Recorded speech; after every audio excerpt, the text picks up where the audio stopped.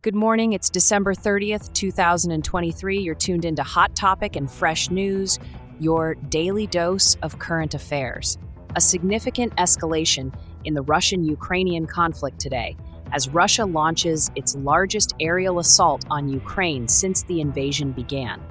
The Ukrainian military reports an unprecedented number of drones and missiles fired at targets across the country, resulting in at least 31 casualties and over 150 injuries. Among the victims are renowned basketball coach Viktor Kobzisty, coach Anton Nikulin, and a 53-year-old primary school teacher in Zaporizhzhia. Targets span across various regions in Ukraine, hitting the capital city of Kyiv, as well as Lviv, Dnipro, Odessa, Kharkiv, and Khmelnytsky. Residential and commercial areas, including a shopping center, apartment buildings, and a metro station, were hit. A maternity hospital in Dnipro also suffered extensive damage from a missile strike. Ukrainian President Volodymyr Zelensky reveals that Russia used nearly its full arsenal during this wave of attacks. Preliminary information indicates about 158 weapons were used, from Kinzhals to S-300s, cruise missiles, and drones. The president calls upon the international community and the United Nations Security Council to respond to this aerial assault. In other developments, an unidentified airborne object, suspected to be a Russian missile, entered Polish airspace from Ukrainian territory. Meanwhile, the Russian Air Defense Force claims to have intercepted multiple Ukrainian attacks. The situation in Ukraine is tense, and the international community is closely monitoring the developments. Amidst these rising tensions, Western support for Ukraine wanes, and Russia appears to be converting its economy into a war machine. Despite bipartisan support from the U.S., a long-anticipated Ukrainian offensive in the south has made minimal progress. It seems Russian President Vladimir Putin is capitalizing on the partisan atmosphere in Washington, where doubts about sending more aid to Ukraine are growing. A situation of grave concern as Ukraine's President Zelensky fights to promote his nation's cause amid competing international crises. In a related note, Polish officials suggest a Russian missile may have trespassed its airspace.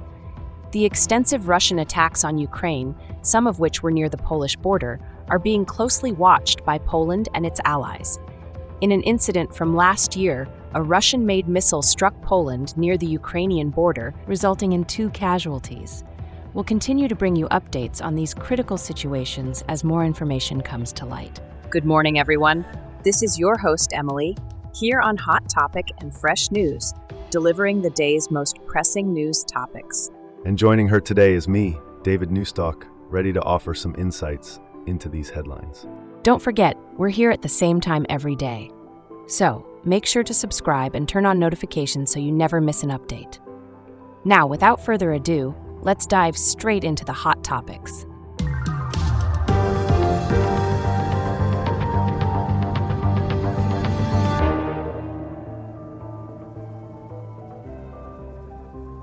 Can you tell us more about the scale of this Russian assault on Ukraine? Yes, it's indeed an unprecedented assault.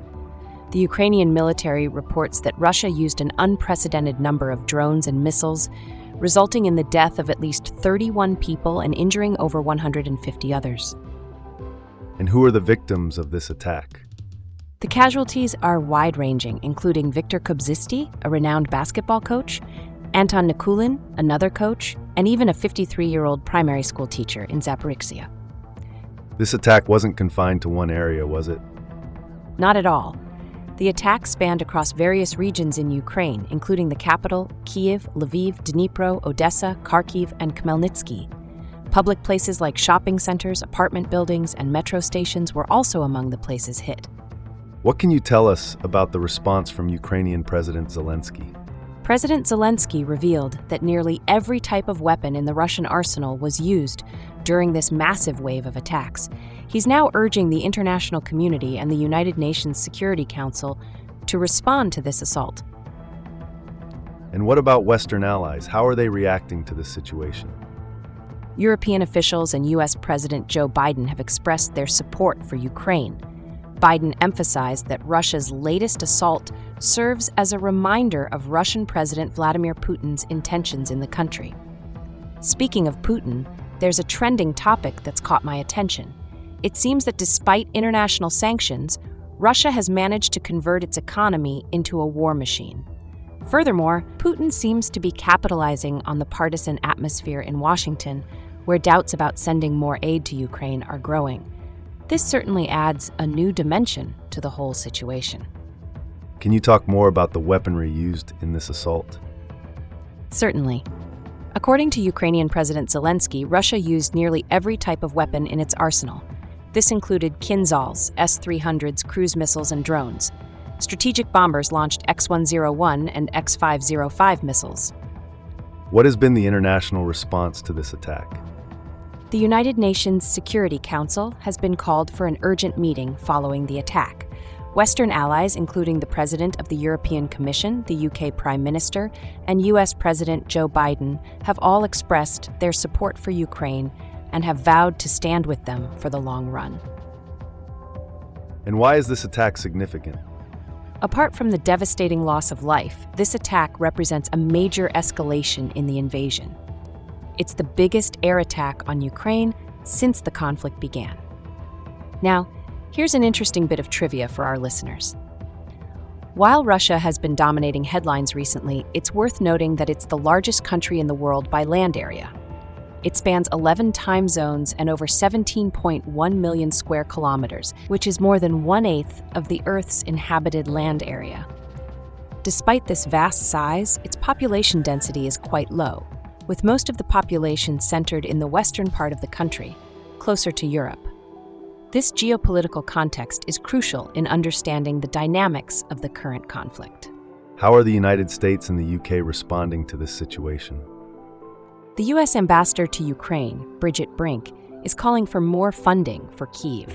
The UK, on the other hand, is sending hundreds of air defense missiles to Ukraine, according to British Defense Secretary Grant Shapps. I understand there was an incident involving an unidentified object entering Polish airspace. Could you talk more about that? Yes. Early on Friday, an unidentified airborne object entered Polish airspace from Ukrainian territory. Poland's senior military officer suspects it to be a Russian missile.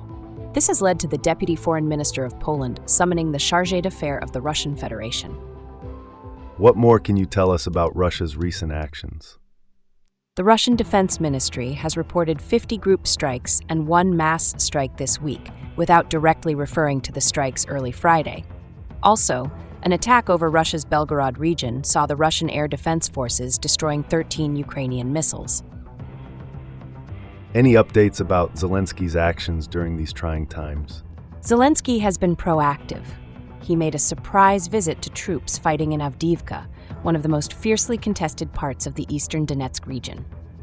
And what's the status of the Ukrainian offensive in the south? The long-anticipated Ukrainian offensive in the south has made little progress, I'm afraid. At the same time, Russia seems to have weathered international sanctions and converted its economy into a war machine.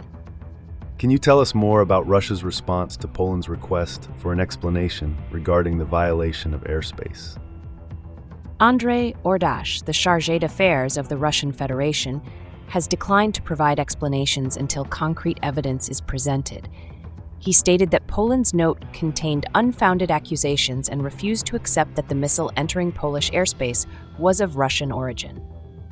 I understand a primary school teacher was among the victims of the large-scale attack on Ukraine. Can you tell us more? Certainly, a 53-year-old primary school teacher named Oksana Vorobyova was tragically killed in Zaporizhia. Education Minister Oksan Lisovy offered condolences and described it as a tragedy for the entire educational family. Vorobyova is remembered as a wise, balanced, and kind individual who was deeply involved in her community. What has been Zelensky's reaction to Russia's latest assault on Ukraine? Ukrainian President Volodymyr Zelensky has called on the international community to respond to this act of terror. He expressed gratitude for the support Ukraine has received from many leaders and those who have helped boost his country's air defenses. What actions is Ukraine taking on an international level in response to the attacks? Ukraine has called for an urgent United Nations Security Council meeting. President Zelensky also assured that he will continue to strengthen their air defense and work towards getting the war back to Russia. Can you give us an update about the casualties and damage caused by the recent attacks? The aerial attacks have left at least 31 people dead and over 150 injured. They have also caused substantial damage to civilian infrastructure, including over 100 private houses and 45 high-rise buildings. Schools, churches, hospitals, and a maternity hospital were also affected. President Zelensky has offered his condolences to the victims' families and friends. What's the latest analysis of the situation in Ukraine? The outlook is quite grim. A year after securing bipartisan support from the United States, Ukraine's long-anticipated offensive in the south has made little progress. Russia appears to have weathered international sanctions and has transformed its economy into a war machine. The Kremlin is determined to achieve the goals of its special military operation, and the fighting will continue until that happens. How does this situation affect the United States' stance on providing aid to Ukraine? There is an increased skepticism among Kiev's Western backers about recovering the 17% of its territory still occupied by Russian forces. In Washington, many in the Republican Party are questioning the purpose of sending Ukraine another $1 billion worth of aid, as requested by President Joe Biden's administration. What has been Putin's attitude towards the conflict? In his first year-end news conference since the conflict began, Putin dismissed Ukraine's productivity and suggested that assistance from the West would eventually run out. How is Zelensky handling the situation in Ukraine? Despite acknowledging his fatigue, Zelensky remains steadfast. However, he faces increasing challenges as the Middle East crisis diverts international attention from Ukraine. Could you update us on the situation regarding the potential violation of Polish airspace? Poland's senior military officer, General Wiesław Kukua, stated that all indications point to a Russian missile flying through Polish airspace. This incident was tracked on radar and confirmed by Polish and Allied systems. Is this the first time Poland has faced such a situation?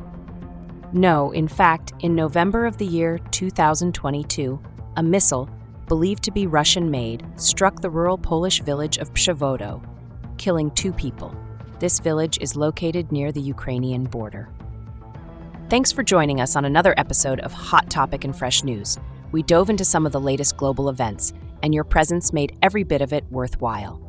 Remember to subscribe and activate those notifications. Sharing our podcast with your fellow newshounds on your social media platforms or even around the water cooler at work would make our day. If you enjoyed the episode, don't hesitate to leave a comment. And if you thought today was interesting, you ain't seen nothing yet. We'll be here daily, serving up your news in digestible bites. So, pencil us in your schedule. We appreciate you tuning in and can't wait to have you back on the next episode. And in the wise words of our favorite catchphrase, Emily and David, stay in the loop, keep your eyes on the news. Our channel's content will amuse.